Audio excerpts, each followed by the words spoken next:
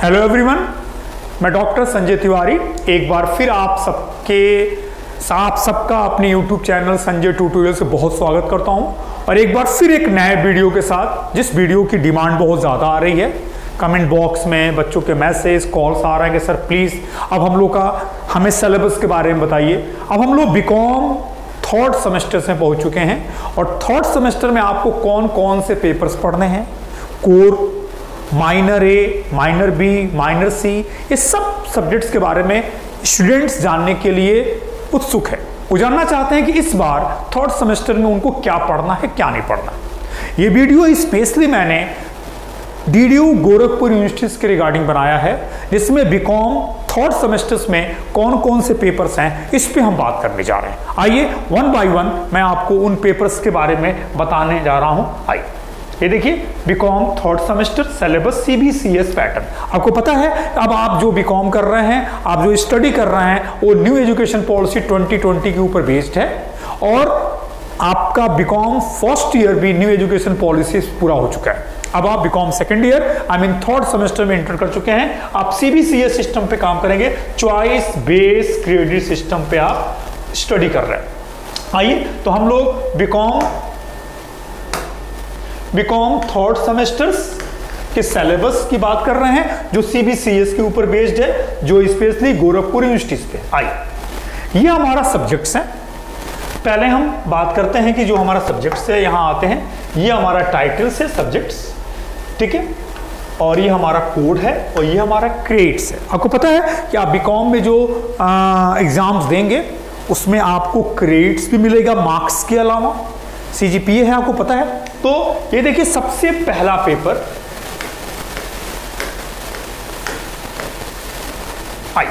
First company law. Company law आपका first paper है,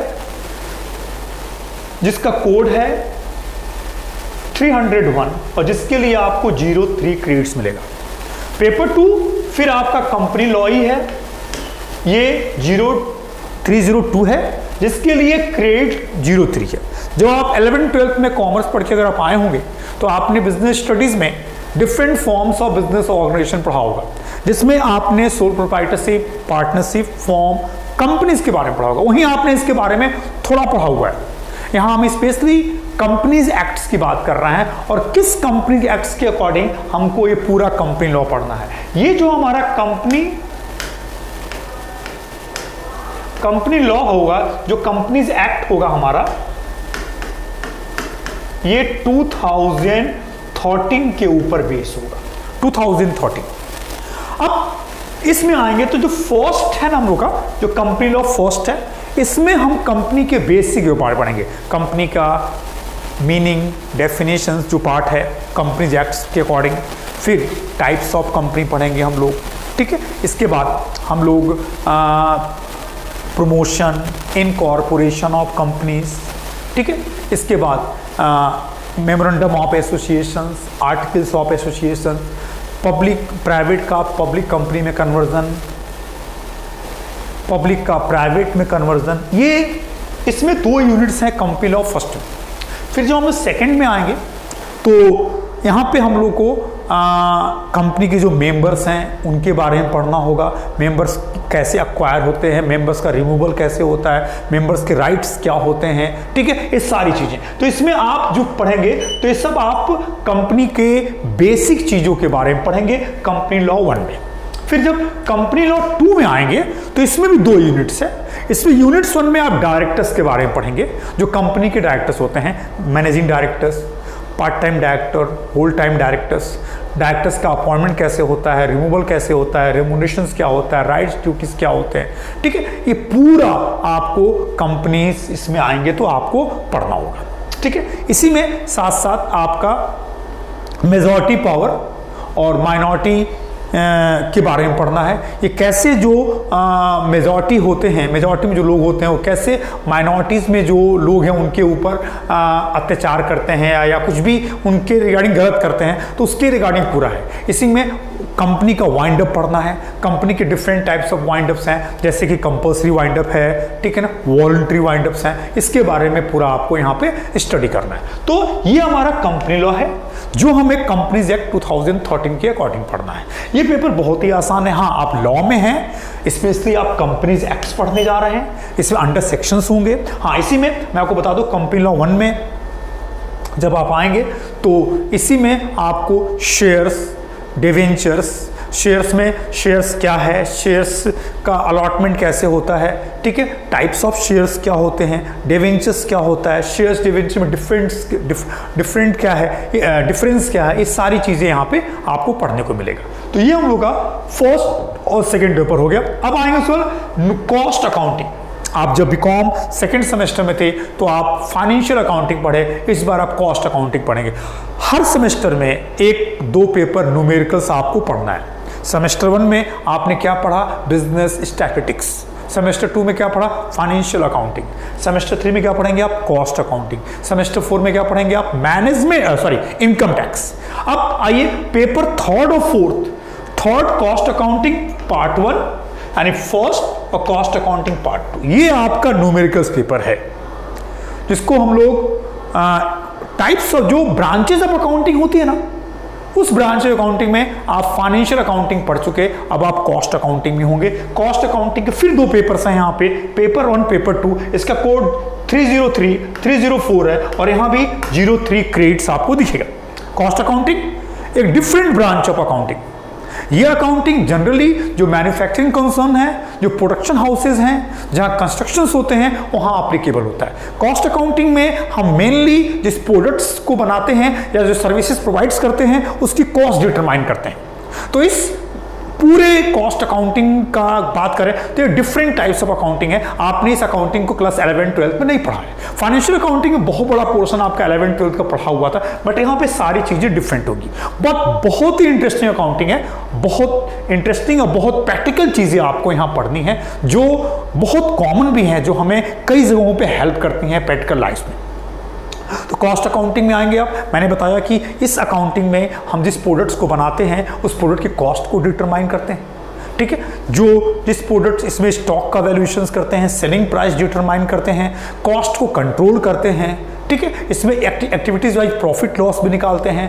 cost accounting के जो इंफॉर्मेशन हैं उनके बेसिस पे हम अपने प्लानिंग और पॉलिसी को फॉर्म्स करते हैं, डिसीजंस लेते हैं, ये सब इसमें आता है। ये अकाउंटिंग का बिल्कुल डिफरेंट ब्रांच है। इसमें फर्स्ट पेपर में आएंगे आप तो 2 यूनिट्स है। यूनिट्स 1 में कॉस्ट का इंट्रोडक्शन है, कॉस्ट अकाउंटिंग क्या है, उसका मीनिंग, उसके ऑब्जेक्टिव्स, उसके फाइनेंशियल अकाउंटिंग से difference, installation of costing, methods of costings, ठीक है, डिफरेंट चीजें पढ़ेंगे। इसी में आप आएंगे और पढ़ेंगे एलिमेंट्स ऑफ कॉस्ट। और एलिमेंट्स ऑफ कॉस्ट में आपको 3 चैप्टर्स यहां मिलेंगे, material cost control, labour cost control, overheads, यानी कि, और यही हमारा पूरा जो कॉस्ट अकाउंटिंग का पेपर 1 है, इसमें 3 हमारा मेन कंटेंट्स होंगे। वह कंटेंट्स हैं एलिमेंट्स ऑफ कॉस्ट, जिसमें पहला मटेरियल, दूसरा लेबर, तीसरा ओवरहेड्स। ये हमारा इसमें आ जाएगा। यानी मेनली देखा जाए तो कॉस्ट अकाउंटिंग के फर्स्ट पेपर में इंट्रोडक्शंस वाले पार्ट्स के अलावा मटेरियल, लेबर, ओवरहेड्स आपको यहां पढ़ना है। किसी भी प्रोडक्ट्स को बनाने के लिए आपको रॉ मटेरियल चाहिए, उस मटेरियल्स का मैनेजमेंट कैसे करेंगे, कैसे मटेरियल कॉस्ट कंट्रोल करेंगे, इसके बारे में पढ़ेंगे आप। इसमें मटेरियल परचेज करते समय क्या टेक्निक यूज करना है, मटेरियल के स्टोरेज के समय क्या करना है, कौन सा मटेरियल फैक्ट्री में इशू करना है प्रोडक्शन के लिए, इस पे माइंड्स करना है, वेस्टेज लॉसेज ऑफ मटेरियल को कैसे रोकना है, डिफरेंट टेक्निक्स ऑफ मटेरियल्स क्या है जिससे हम कॉस्ट को रिड्यूस कर सकते हैं। आप लेबर कॉस्ट कंट्रोल्स में आएंगे तो लेबर जो हमारे रॉ मटेरियल्स को फिनिश गुड्स में कन्वर्ट्स करता है, उस लेबर का यहाँ आप पढ़ेंगे कॉस्ट अकाउंटिंग कि कैसे लेबर टर्नओवर रेशियो निकालते हैं, कैसे वर्कर्स का वेजेज डिटरमाइन करते हैं, ये सारा चीज आपको यहाँ मिलेगा। और तीसरा है ओवरहेड्स, जो हमारे प्रोडक्ट से रिलेटेड इनडायरेक्ट एक्सपेंसेस होते हैं ना, उन इनडायरेक्ट एक्सपेंसेस को हम कॉस्ट में ओवरहेड्स कहते हैं। तो इस कॉस्ट अकाउंटिंग के फर्स्ट पेपर में आप कॉस्ट का इंट्रो के साथ साथ मटेरियल, लेबर, ओवरहेड्स पढ़ेंगे। फिर आप पेपर 2 में जब आएंगे, यानी कॉस्ट अकाउंटिंग पेपर 2 में आएंगे, तो आप यहां पे पढ़ेंगे मेथड्स ऑफ कॉस्टिंग, और यहां आप प्रोडक्ट के कॉस्ट डिटरमाइन करना सीखेंगे। इसमें आपके सिलेबस में 4 मेथड्स हैं। Unit costing method 1, contract costing method 2, process costing method 3, operating 4। और इसके अलावा एक चैप्टर इस बार और लास्ट सिलेबस से नए में ऐड कर दिया है reconciliation statement, cost and financial reconciliation statements, ये आपको यहां पे मिलेगा। ठीक, यानी कि कॉस्ट अकाउंटिंग के पेपर 2 में क्या पढ़ेंगे आप? Methods of costing. यहां भी 2 यूनिट्स है, पहले यूनिट्स में यूनिट कॉस्टिंग और रिकॉन्सिलेशन स्टेटमेंट्स के बारे में है, यूनिट 2 में आपका प्रोसेस, कॉन्ट्रैक्ट और ऑपरेटिंग कॉस्टिंग के बारे में है। और जो न्यूमेरिकल्स का पार्ट है वो कॉस्ट अकाउंटिंग 1 में भी है, 2 में भी है। 1 में मटेरियल, लेबर, ओवरहेड्स पे न्यूमेरिकल्स है और यहां पे आपका जितने भी यूनिट्स में न्यूमेरिकल्स है। तो ये आपके तीसरा और चौथा पेपर हो गया, यानी कंपनी लॉ के 2 पेपर्स और कॉस्ट अकाउंटिंग 2 पेपर, और ये हमारे कंपल्सरी पेपर्स में आते हैं।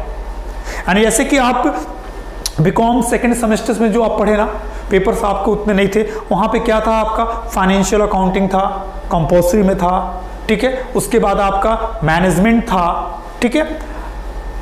उसके बाद आपका उसमें और भी जो इकोनॉमिक्स ऑप्शंस में था, ठीक है। अब आइए, इस तरह ये कंपल्सरी पार्ट्स है, ये चारों पेपर तो आपको कंपल्सरी पढ़ने हैं। किसमें? बीकॉम 3rd सेमेस्टर में company law paper 1, company law paper 2, cost accounting paper 1, cost accounting paper 2। अब आइए नेक्स्ट पे आते हैं हम लोग। अब यहां पे ऑप्शन है मेरे पास, ये कोर सब्जेक्ट्स से रिलेटेड है। कोर सब्जेक्ट्स मतलब जो आपका स्ट्रीम है कॉमर्स, उस अब इसमें से यहां ऊपर सब कंपल्सरी था, यहां ऑप्शन है। ऑप्शन में आइए, इसमें और इसमें से एक लेना है। क्या है? BRF, company law. अब आइए, सॉरी, बिजनेस रेगुलेटरी फ्रेमवर्क, यानी कि इसको हम शॉर्ट में BRF कहेंगे। ये BRF 1 हो जाएगा और ये BRF 2 हो जाएगा, ठीक है ना। अब हमारे पास पेपर नंबर ये हो गया आपका 4 हो गया था, ये 5, ये 6, ये भी 5, ये भी 6, इनमें से कोई एक ही लेना है। अब आइए, बीकॉम 3rd सेमेस्टर में एक जो सबसे आपके सिलेबस का एक जो सबसे मेन जो टॉपिक्स है ना, वो लॉ है। लॉ, इस बार आप लॉ में एंट्री करेंगे और आप देखिए 4 पेपर आपके लॉ के हैं। कंपनी लॉ एज पर कंपनीज एक्ट 2013 2 पेपर, और BRF के 2 paper. BRF means business regulatory framework. जो हम बिजनेस करते हैं ना, तो बिजनेस में भी डिफरेंट लॉ बनाए गए हैं, कानून बनाए गए हैं, जिसको फॉलो करने हैं। किसको? सेलर को भी और बायर को भी। अगर कोई सेलर हमारे साथ, बायर के साथ चीटिंग करता है, कस्टमर के साथ चीटिंग करता है, तो कस्टमर्स कैसे उसके अगेंस्ट कोर्ट जा सकता है, ये सब आपको, यानी यहां पे प्रोटेक्शन है। प्रोटेक्शन सेलर को भी है और बायर को भी है। सेलर ने उधार बेच दिया, उसको पैसे नहीं मिल रहे हैं, उसको भी प्रोटेक्शन है। तो यहां पे डिफरेंट ऐसे लॉ जो बिजनेस के लिए बनाए गए हैं, जो बिजनेसमैन को प्रोटेक्शन देते हैं, उसके लिए। अब जो बिजनेस के लिए लॉ बनाए गए हैं ना, उस लॉ को हम क्या कहते हैं? Business regulatory framework. देखिए, हम लोग इसको पूरा नाम नहीं पढ़ते हैं, मैं तो लिखा हूं आपको, आप नहीं जानते इसलिए। Business regulatory framework paper 1, business regulatory framework paper 2, ये कोड 305, 306, 0303 क्रेडिट्स है। BRF पे आइए अब, यानी कि इस पेपर में बिजनेस के लिए जो कानून बनाए गए हैं इंडिया में, उसको पढ़ेंगे। अब आइए, BRF 1 में 2 लॉ है, सॉरी 1 लॉ है पूरा, that is Indian contract act 1872। क्या है? इंडियन कॉन्ट्रैक्ट एक्ट 1872 सबसे मेन लॉ बिजनेस का। इसी के ऊपर अदर लॉ भी क्या है? बेस्ड है। इंडियन कॉन्ट्रैक्ट एक्ट 1872, भारतीय अनुबंध अधिनियम 1872, और यहीं से शुरू हो जाता है बिजनेस लॉ। यहां आएंगे तो कॉन्ट्रैक्ट एक्ट क्या है, उसका डेफिनेशन, इसी में ऑफर, एक्सेप्टेंस, ठीक है ना। इसके बाद आपका कॉन्ट्रैक्ट एग्रीमेंट्स, ठीक है। इसमें और बहुत से कंटेंट्स हैं, कौन कौन से पार्टीज एग्रीमेंट कर सकते हैं, कौन कौन से पार्टी एग्रीमेंट नहीं कर सकते हैं, फ्री कंसेंट्स क्या है, ठीक है, इसमें हम पूरा पूरा पढ़ेंगे, ठीक है। ये हमारा सबसे पूरे बीआरएफ 1 में हमारा यही 1872 हमारा इंडियन कॉन्ट्रैक्ट एक्ट होगा, और उसी से रिलेटेड दूसरा यूनिट्स भी इसी में दिया हुआ है, जिसमें आपका एजेंसी है, जिसमें प्लेस है, जिसमें पॉनर पौनी है, ठीक है, जिसमें बेलर बेली है, ये सब आपका बीआरएफ पेपर 1 में ही मिलेगा आपको। यानी पेपर 1 में हमें इंडियन कॉन्ट्रैक्ट एक्ट 1872 के बारे में पढ़ना है, इंडियन कॉन्ट्रैक्ट एक्ट के बारे में पूरा। फिर बीआरएफ 2 में आएंगे तो बीआरएफ 2 में 2 लॉ है। एक SOGA, sales of goods act 1930, short में कहते हैं इसको SOGA 1930, sales of goods act. Sales of goods act में आएंगे तो guarantee, warranty, title of products, ठीक है ना, सेल और एग्रीमेंट टू सेल में क्या डिफरेंस है, ठीक है ना, यहां पे सारी चीजें आपको सोगा में पढ़ने को मिलेगा। यानी पहला act Indian contract act 1872 BRF paper 1 में, और बीआरएफ पेपर 2 में सोगा 1930, और दूसरा है Indian negotiable instrument act 1881, 1881 Indian negotiable instrument act 1881। इसमें चेक, बिल्स ऑफ एक्सचेंज, हुंडी, प्रॉमिसरी नोट, ठीक है ना, ये सब पढ़ना है आपको। इसमें चेक का डिसऑनर क्या होता है, क्रॉसिंग ऑफ चेक क्या होता है, इसके बारे में पढ़ेंगे, ठीक है। तो ये हमारा बिजनेस लॉ है। इसी पेपर को हम लोग कमर्शियल लॉ कहते हैं, इसी पेपर को हम लोग बिजनेस लॉ कहते हैं, इसी पेपर को हम लोग मर्केंटाइल लॉ भी कहते हैं। बहुत पॉपुलर पेपर है।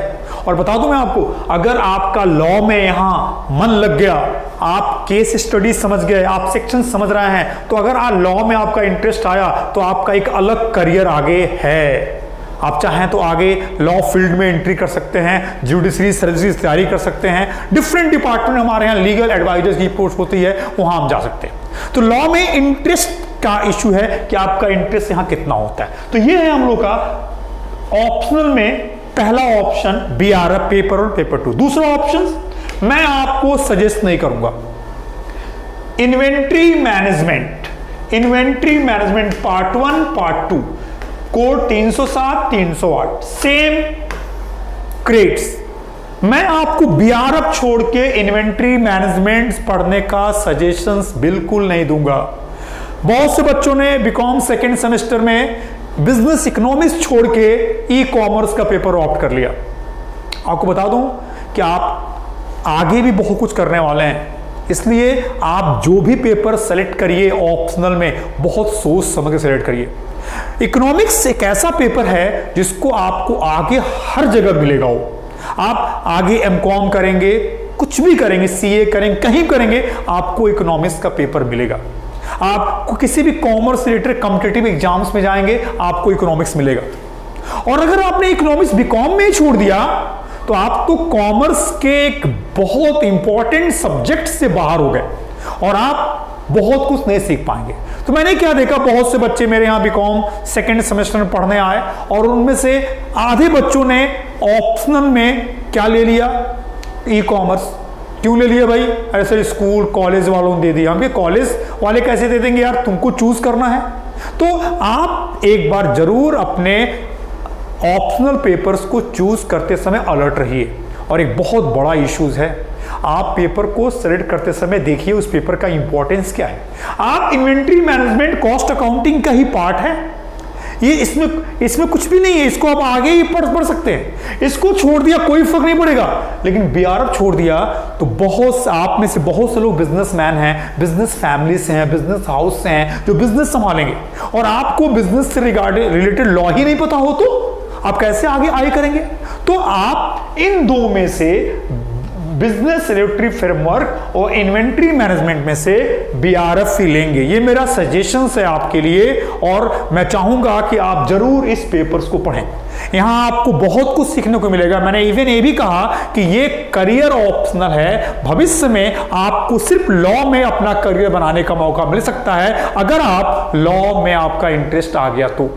आपने देखा पेपर 1 कंपनी लॉ के 2 पेपर, वो भी तो लॉ ही है, कंपनीज एक्ट 2013, और यहां देखिए Indian contract act, sales of goods act, Indian negotiable instrument act. पहले तो हम लोग 5 एक्ट पढ़ते थे, कंज्यूमर प्रोटेक्शन एक्ट भी था, ठीक है, फेमा भी था, बट अब आपके सिलेबस से निकाल दिया गया, बहुत छोटा सिलेबस हो गया आपका। तो ये मेरा सजेशन नहीं है कि आप बीआरएफ चूज करें, आप कतई इन्वेंट्री मैनेजमेंट ना चूज करें, आपको कोई सजेस्ट करे तो भी। तो ये हमारे कितने पेपर्स हो गए, जरा बैक चलिए मैं आपको दिखाऊं। ये देखिए कंपनी लॉ के 2, कॉस्ट अकाउंट 4 पेपर ये हो गए, बीआरएफ के 2 या इन्वेंट्री में 2, बीआरएफ मान लीजिए 6 पेपर्स हो गए। ये आपका कोर सब्जेक्ट्स है जो कॉमर्स डिसिप्लिन में आता है, जो आप बीकॉम कर रहे हैं। इसके बाद हम आते हैं, आपका माइनर एबीसी है, माइनर ए 4th सेमेस्टर में लेना है, माइनर ए 4th सेमेस्टर में लेना है, ठीक है। देखिए माइनर ए मैंने नहीं रखा है क्योंकि मैं 3rd सेमेस्टर के सिलेबस को डिसाइड कर रहा हूं, और माइनर ए में जो पेपर लेना है वो 4th सेमेस्टर में। अब माइनर बी में आ जाइए, देखिए माइनर बी में क्या है इसके बारे में मैं आपको बताता हूं, ठीक है। Minor B vocational courses, vocational courses हैं any one of the following in 3rd और 4th सेमेस्टर्स, यानी कि 3rd और 4th, 3rd सेमेस्टर और 4th सेमेस्टर, यानी इनमें से कोई एक आपको कब लेना है, या तो 3rd सेमेस्टर या तो 4th सेमेस्टर, कोई एक। ये कहां पे हम लोग माइनर बी में है, माइनर ए 4th सेमेस्टर में लेना है, माइनर बी में कोई एक लेना है, और ये वोकेशनल कोर्सेज में आएगा। इसमें पहला इन्वेस्टमेंट इन स्टॉक मार्केट, ये कॉमर्स डिपार्टमेंट का कोर्स है, एनिमेशन ये कंप्यूटर डिपार्टमेंट कोर्स है, डिजास्टर्स मैनेजमेंट और साइबर लॉ, ठीक है। इनमें से कोई भी आप ले सकते हैं, बट मेरा सजेशंस अगर आपको होगा तो जरूर आप स्टॉक मार्केट के बारे में सीखिए, स्टॉक मार्केट के बारे में जानिए। थोड़ा सा वेट करिएगा,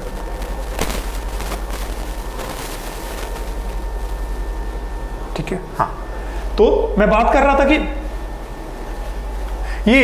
मैं आपको सजेस्ट करूंगा कि आप इन ऑप्शंस में से कौन सा ऑप्शंस लें, इन्वेस्टमेंट इन स्टॉक मार्केट्स, या उसके अलावा आप डिजास्टर्स मैनेजमेंट पढ़ सकते हैं, कैसे किसी डिफिकल्टीज में आप हेल्प कर सकते हैं, कहीं आग लग जाए, कहीं बाढ़ आ जाए, ठीक है। जैसे देखिए हर समय आप सुनते हैं कुछ ना कुछ आपदाएं भारत में आती हैं, उन आपदाओं में इंडियन गवर्नमेंट्स के कई डिपार्टमेंट से एनडीआरएफ है जो तुरंत पहुंच के वहां पे हेल्प करता है। तो डिजास्टर्स मैनेजमेंट की पढ़ाई होती है, जो सिखाया जाता है ये कैसे आप करें।